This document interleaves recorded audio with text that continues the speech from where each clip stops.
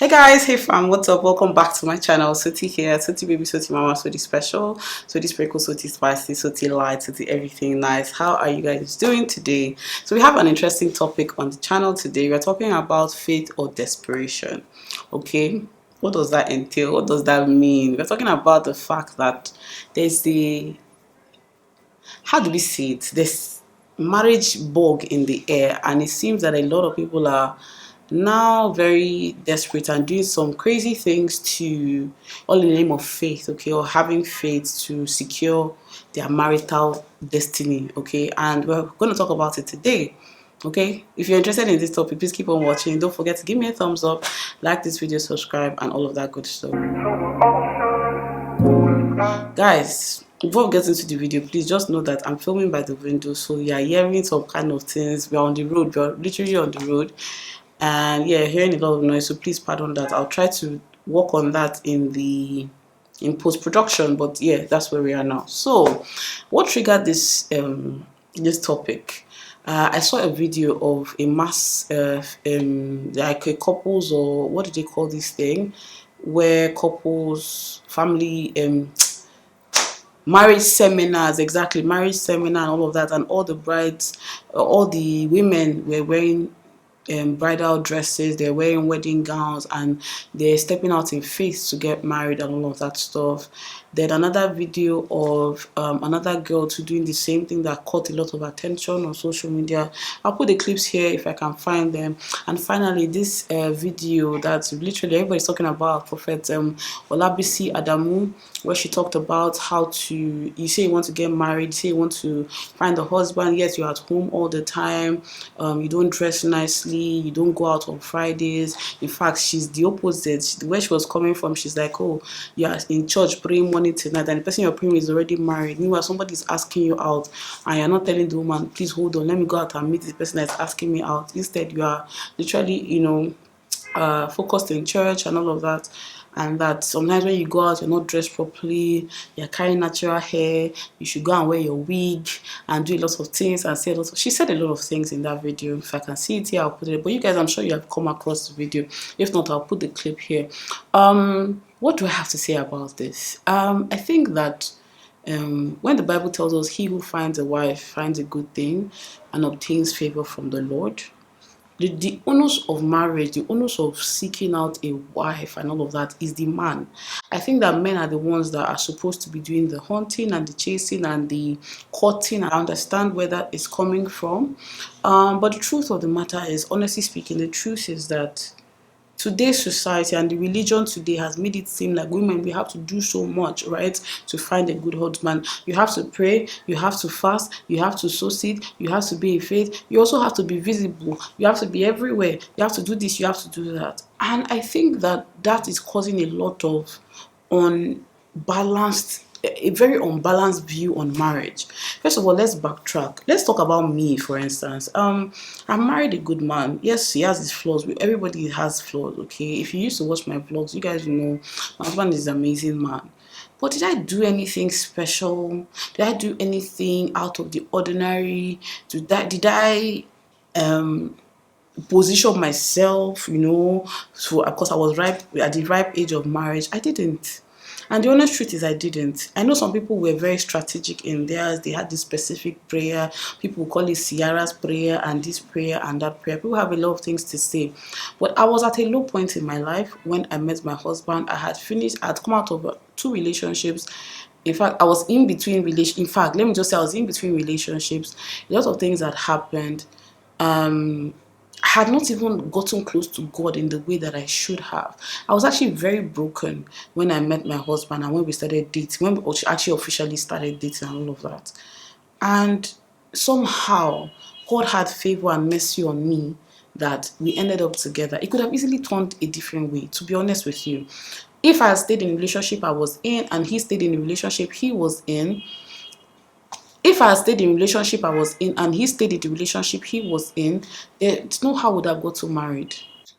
So it's not like I did anything. It was just the mercy of God, God's favor, God's timing, and all of that stuff. So I think that we need to dial down a lot on the advice for women on how to get married, how to do this, how to do that. I believe in prayer. I believe in faith. I understand exercising your faith. I understand putting your faith in action and all of that. But it shouldn't be in a place of desperation. It shouldn't be a place of from a place of, because literally this is how people get into marriages and things that they are not, they married the wrong person.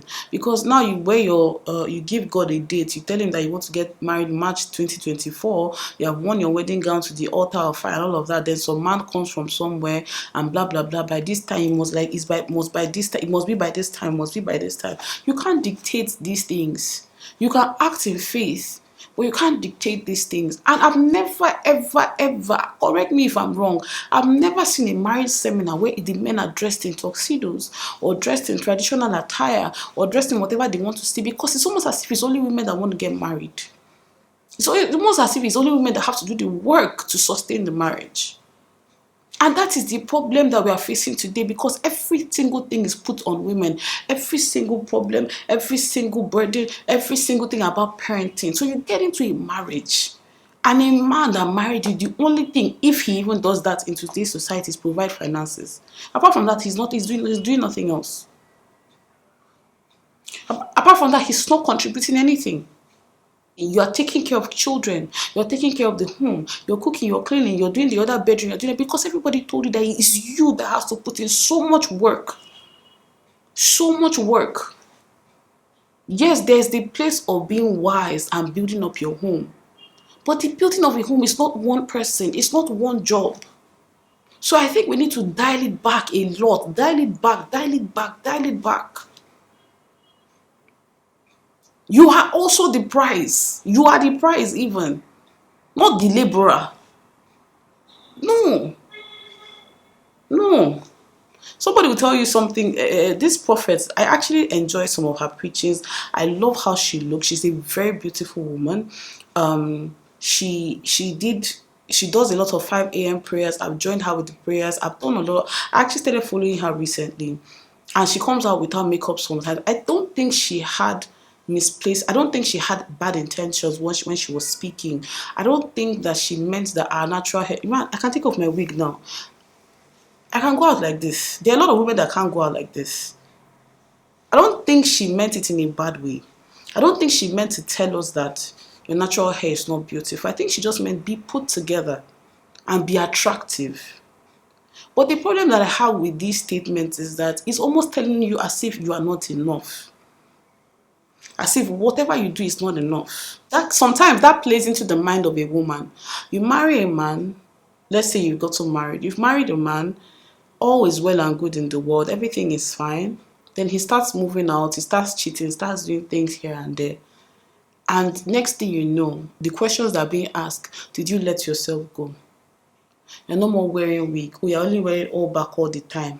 You don't do your hair, you don't wear makeup, you don't do this, you don't do that. Look at the side chicks. They're always willing to spend money or a small fortune on new wigs, bone straights, this, that, vitamins, donor hair. Their nails are always kept. Their face is always done together. Is always put together, all of that. Every single time when a man does something wrong, the blame is on the wife. Because it must have been you that did not do what you're supposed to do to keep him. Because to get him in the first place, you have to do this, and this. I don't know if you guys are getting the logic and what I'm driving at. They are telling you that to get a man and to keep a man, you have to look a certain way. You have to be so slim. You have to be working out every day. You don't eat. You don't do this. You don't do that. Sometimes they even tell you can't use the same toilet as a man. A man should not be seeing your debt. You should not be seeing all these kinds. You have to perform and do so many things. So now you are in the marriage. Opel, we thank God you've gotten married, you have joined the gang of missus, you have blocked all your friends. Your friends cannot disrespect you and call you anyhow. They must call you madam, give you that respect. You broke up with everybody. It's now you and your husband. And then he starts doing something, and all of a sudden you now have to still work more. The work you worked in the beginning is not enough. Now you have to work times 2 and try to keep him. This is the problem with these types of messages. This is the problem with all these faith walks. Not enough of male ministries, not enough of Christian ministries. I don't know about Muslims, I'm talking about Christian ministries, are talking about the fact that men also want to get married. Men also want to do things to get married. Men need to do things to get married. They are the ones that even crave marriage. Some men have even given themselves, oh, I know I must get married by 30, I must get married by this age. But yes, we are here doing as if it's only women that want to get married. We don't talk about the fact that men want to get married too. I need marriage. Sometimes they need marriage more than women because some of these men are handicapped. Handicapped in so many ways. They are disabled because they can't do a lot of things. Let me get my wig back. They can't do a lot of things. So I was looking at the viewfinder. So what am I trying to say? I understand the place of these messages. I understand the fact that, I mean, if you want to get married, if you're at that age where you want to settle down and all of that, you need to take steps to not be an introvert so much, be seen, be outside. It makes sense. I mean, I met my husband in court. I was outside. So I definitely understand the place of visibility and wanting to show yourself and wanting to be in the eye, and I understand all of that. But we must make sure that the pressure we put on women, especially to find a husband, to get married, to settle down, bear children, should not be unbalanced. It's not just a woman's job to find a partner. It's not a woman's job to do everything she can to secure the husband. The husband I know sometimes when you talk like this, it's almost sounding from a place of privilege, because me, I'm married, I have kids, and I know there are people that genuinely desire marriage, partnership, companionship, and all of that. And I'm here for that. I believe in that, and I understand wanting that. I want that for you as well because I'm enjoying it. But what I'm trying to say is that how you start is how you finish. When they make you feel like everything, you are the one doing, okay, you are the one securing the husband, you're the one changing your outlook, changing your hair. I mean, what is wrong with your natural hair? Your hair is beautiful. My husband doesn't even like wigs, to be honest with you. He prefers me with cornrows. Like literally, if I do cornrows or I twist my hair, natural twist, he's in love. He'll just keep touching my hair all the time. But but saying that, oh, you must do like this, slay queen, slay like this, do like this, it's almost so much pressure. It's too much pressure. Like, where do you now show who you really are? So you are packaging yourself in this way. I understand the package, packaging like that. Then when he now enters the marriage and you now review who you are, the man is like, this is not who I married. I married someone that had wigs. You were changing wigs back to back. You were doing like this back to back. Then resentment starts, then quarrel starts, and before you know it, it goes outside, and you now have to come back at so many things. I don't know if you guys understand what I'm trying to say. There are so many things involved. So what I just suggest and I implore, like, preachers, I implore religious leaders, I implore aspire to perspire people, please, you guys, let's take it seriously, that we need to reduce the pressure we're putting on women to secure marriage. Okay, marriage is not the do and end all. Marriage is beautiful. I want it for everyone that wants it. Okay, when you find the right partner, it's amazing. You are happy, you are healthy, you wake up in the morning, you are glowing, and all of that. It's a wonderful thing. But how you start, as I said, is how you literally finish. How you start is what you will see play out in the marriage. You find that a lot of marriage today, the men, their sole responsibility, if anything, is just providing. They are not involved in the day-to-day activities of your family, of the kids. They don't know what is going on. Children's school, they don't know the address of the school. They just bring money every month. They don't know the children's birthdays. How will you not know your child's birthdays? Immunization, you don't know when it is, or you don't even go. There's no balance. It's almost like everything is on you because you did so much to secure this man. You will do so much in the marriage. You will do so much in everything, and where does he even have space to express himself? Where does he even have space to do anything? I don't know if you get what I mean. So yeah, I understand the message. I understand faith. I understand where they are coming from. I get it. When Pastor Nathaniel during Hallelujah's challenge says that dress up like your testimony, I understand wearing a veil like a wedding gown. You believe that yes, you want to get married at this certain point in time. I get it, and I'm not discrediting that. There's a measure of faith that there's a measure of faith that you would exercise that people will think you're crazy, and they will call you crazy. But what I'm trying to say is that let's really back in the point I'm making is the mental side of it, the mental gymnastics that we are doing to make women think that it is by doing that they will be, is instead of by being that they will do. By doing, you're doing so much so that you can become married. But just be who you are. If it's dress neat, dress neatly. Wear your hair. If you want to wear natural hair, wear your natural hair. You want to wear wigs, go ahead and wear wigs. Whatever you do, be you. Be yourself. Packaged, presented well, look neat, look all those these are basic things that they tell people to do. Not do so much. You are the one fasting, you are the one kabashing, you are going for every prayer meeting, you are going for every this, you are there every time. Anytime they say wedding gown, anytime they say this. Even if you notice in church, when they say those looking for fruit of the womb, how many men stand up? How many men stand up? Because they've made us think that even things that are biologically created, are biological issues, it's only the women. When you find out, I did a video with my embryologist friend, that half of the time is both men and women that might be the issue. But every time fruit of the womb is women that is carrying the prayer. You're the one wake up in the morning carrying the prayer, the night you're carrying the prayer. Which role do men have in creating families and getting married? Meanwhile, men want to get married. A lot of men want to get married. They want to settle down. But it's as if it's only women that are looking for it. So I encourage Christian ministries and wherever they are coming from, bloggers, blog this, include men in this marriage search, include men in this faith walk, include men in this believing for marriage. Because it's what two of them put together that will now blossom into a beautiful marriage. But if you put all the pressure on the woman, all the onus on the woman, all the headache on the woman, she's trying to do this, she's trying to do that, she's this and this and this, that's where the problem is. And the truth, summary of everything I want to say, the issue is not even in the marriage itself. So that wedding gown you're wearing is for wedding. It's not the wedding itself, rather, it's for the marriage. The prayer you're praying should be for the marriage. I get a wedding. I get weddings amazing, but I've done it. And I wish I could take it back. I've told you guys before, I wish I could take it back. It's not the wedding. The thing you should even be having faith for is down the road. It's not that way. That wedding, that one is doable. It's the marriage itself, the challenges that come, things that happen. I'm a living testimony of some things. One day maybe I'll share what we've gone through, but marriage is whew. So let's help ourselves, please. I don't believe in the bashing of Prophet Olabisi. I believe that she was coming from a genuine place. I know that sometimes people see natural hair as rough and everything, but it's also from our misunderstanding of our hair and all of that. But be you. My message is be you, as you are. If you want to be natural, if you want to do whatever it is, just look neat and put together all the time, okay? Or as much as you can. Then the whole issue of wedding gown, wedding this, I want men too to admit that they also want to get married.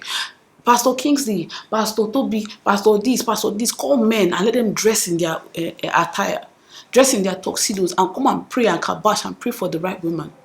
Because sometimes women, you are praying. You pray. The prayer blocks your eyes and you enter the wrong thing. Let the man too pray so the man can come and find you. Abi now. Anyway, I hope this video was very interesting and was helpful. Let me know your thoughts. I always want to know your thoughts. What do you think about this marriage, wedding dress thing and advising women all the time? Every time it's women that we're advising, those to hear men. Men is how to know she loves you. Not men how to find a good wife. Not men how to walk in faith. Not men how to sacrifice for your family. Not men that you have to lay down your life like Christ laid down his life for the church and all of those things. No, now woman, submission from morning till night. I beg, let's try. Let men too hear it, so that we have better husbands and better fathers. Because now we are having women that are marrying useless men. We are having women that have been built up, they have built up their faith, but for some reason they were blinded, maybe because of pressure or something, and they choose useless men and they suffer, and destinies are thwarted in the twinkle of an eye. In the twinkle of an eye, you marry somebody. I have a video I want to talk about this issue of marrying somebody that is not, this unequally yoked issue. We think it's only Muslim and Christian, or if I worshiper and a Christian. It's not that. There are so many things that we need to talk about, but we'll do that in another video. In fact, if you have points about that, let me know in this comment, in this place like this, in the comment section. Yeah, okay. All right guys, I'll see you later. Thank you for watching. I hope you enjoyed this video, and I'll see you in my next one. Don't forget to give me a thumbs up, like this video, subscribe and share. Okay, bye.